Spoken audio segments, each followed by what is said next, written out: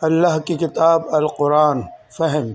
ایک صحابی رسول فرماتے ہیں کہ میں نے حضرت علی رضی اللہ عنہ سے پوچھا کہ کیا تمہارے پاس کوئی اور بھی کتاب ہے؟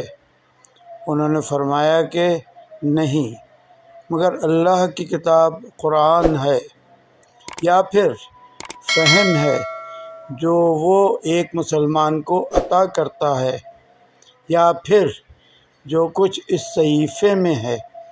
میں نے پوچھا اس صحیفے میں کیا ہے؟